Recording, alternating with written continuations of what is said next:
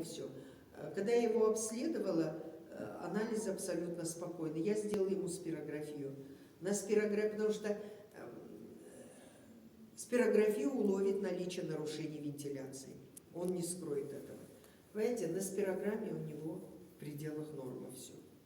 Понимаете, я его все равно посадила на ингаляционную терапию и дала седативный препарат, показала невропатологу и дала старый наш седативный препарат, это микстура Павлова, бром. Вот. Мальчик спокойный такой все. И они у меня были на приеме в четверг, где-то в 12 часов, и вдруг в 4 часа мама мне звонит в истерике: Сауле Хаспаковна, что делать? Он задыхается, хватает воздух рукой. Я говорю, вызывайте скорую.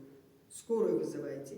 Она вызвала скорую, и часа через, и говорю, если что, везите в пульмонологию, во вторую детскую. Он не похож на астму. Понимаете? А приступы дает астматические. Потом вечером мама мне перезвонила. И она мне говорит, мы не знали, мы пришли в школу. Понимаете, в коридоре, говорит, он встретился со своей классной руководительницей. Начал подкашливать. Ну, такой сухой кашель, поздоровались, мимо прошли. Потом классная руководительница зашла в класс, я еще с супругом не успела уйти, мы его привезли. И вдруг, говорит, выбегает классная руководительница и говорит, ваш сын задыхается. Вы знаете, а потом, когда начали выяснять, приехала скорая, она сделала ему эуфилин внутривенно быстро, и сделала она ему селюксен, оказывается. Мальчик успокоился, и в кабинете у директора не знал ничего. В кабинете у директора зашел разговор, и выяснилось, мальчик скрытный, не хотел говорить. Оказывается, у него конфликт с классной руководительницей. И при виде классной руководительницы у него начинается псевдоприступ астмы. Я такие приступы видела у психиатрических пациентов в молодости.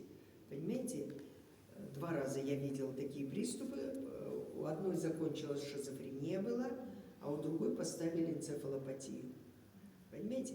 То есть у подростков не надо об этом забывать. И было принято решение, ребенка перевели в другой класс, к другому преподавателю, родители решали, но это физмат-школа.